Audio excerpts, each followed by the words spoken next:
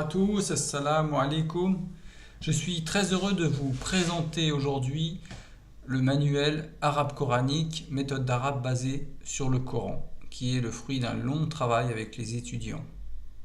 Alors c'est une méthode que j'ai réalisée en partant du constat que de nombreuses personnes souhaitent apprendre l'arabe pour comprendre le Coran et qu'il n'existait sur le marché aucune méthode répondant à ce besoin.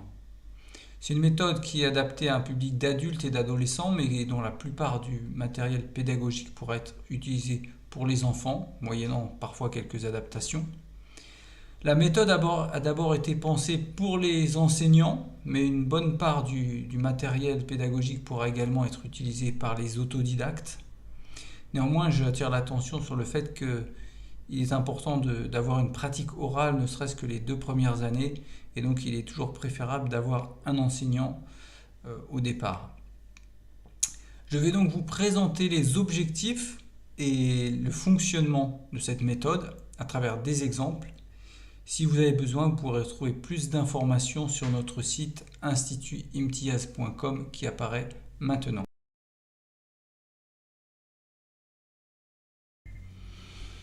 L'ouvrage est composé de 10 unités et d'un examen final. Il couvre une année d'études à raison d'1 heure et demie ou 2 heures par semaine, accompagné d'un travail personnel raisonnable.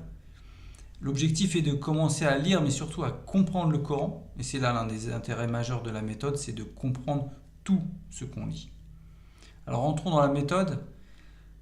Et d'abord un mot sur le lexique. L'intégralité du vocabulaire est issue du Coran ou d'une racine s'y rapportant.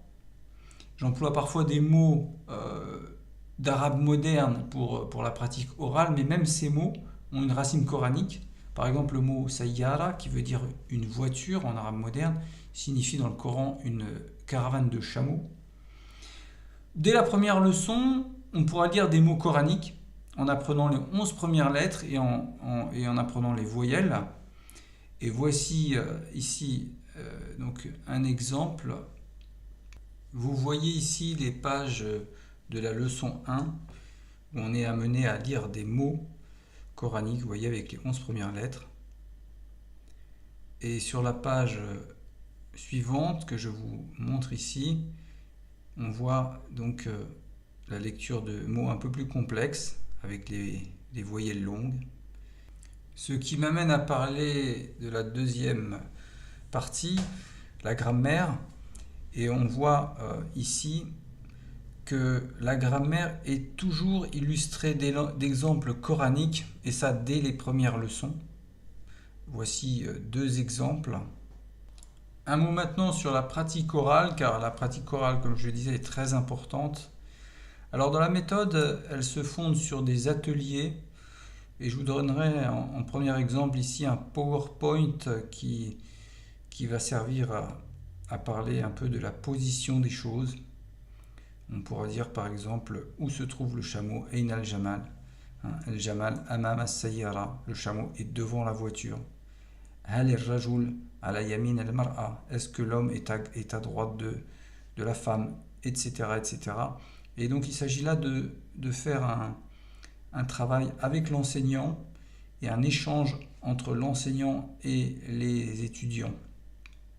En exemple numéro 2, toujours sur un PowerPoint, il s'agit ici de pratiquer la possession, de dire hal li talib zarbiya par exemple. Est-ce que l'étudiant a un tapis? Naam lahu zarbiya, oui, il a un tapis. Hal li taliba zarbiya, est-ce que l'étudiante a un tapis? Naam, oui ou non, etc. Ensuite, on peut passer à la version plurielle qu'on voit ici sur la deuxième planche. On voit donc qu'il s'agit toujours de pratiquer l'oral à travers des ateliers.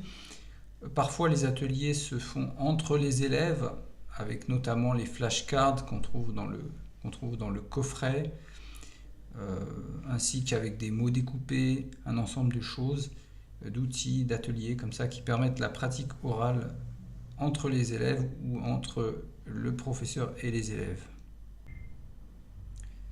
Il y a ensuite dans la méthode un certain nombre de dialogues qui permettent également la pratique orale et la compréhension orale en amont, et qui vont servir également de support de discussion dans la classe, justement à travers le texte. Et concernant la compréhension orale, justement, une partie importante est justement le Coran lui-même, car il y a dans la méthode un certain nombre de passages coraniques sélectionnés justement en fonction des leçons et en fonction du niveau des élèves, et qui ont principalement pour usage la compréhension orale, avec évidemment un travail en amont sur le vocabulaire, etc. Et donc il s'agit d'étudier des passages coraniques de manière plus globale, mais en comprenant tout ce qu'on va écouter, au terme de la leçon, bien sûr. Un mot maintenant pour les enseignants. Alors j'ai indiqué en bas de page le mode d'emploi de nombreuses activités orales à l'attention de ces derniers, voire les notes fil pédagogiques. Elles expliquent la méthode telle que je l'ai pensée. Ces activités sont présentées dans un ordre qui peut être adapté selon le besoin. Elles peuvent être aussi réexploitées à plusieurs niveaux moyennant quelques changements. Les audios sont téléchargeables sur le lien de la méthode. Les fichiers PowerPoint d'animation pourront être exploités en cours avec un projecteur ou un grand téléviseur. Ils permettront d'impliquer toute la classe dans une pratique orale ludique, tout en les transportant dans un décor inspiré du monde arabe. Les enseignants trouveront également des recommandations associées au texte.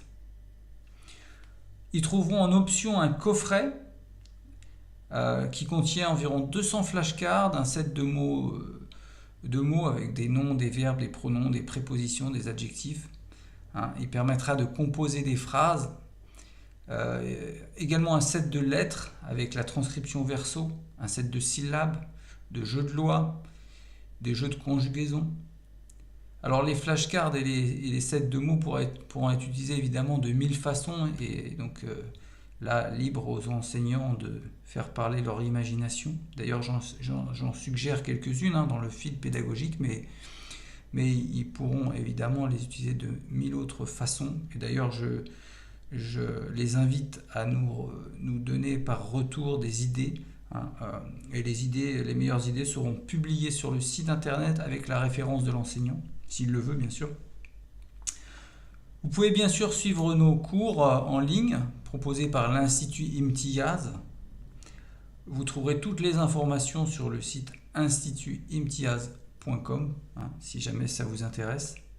Et j'en profite enfin pour remercier les nombreux élèves qui m'ont permis de développer cette méthode grâce à leur présence et leur implication. Merci à tous et à bientôt, je l'espère. Ma'as salama, Allah ma'akum.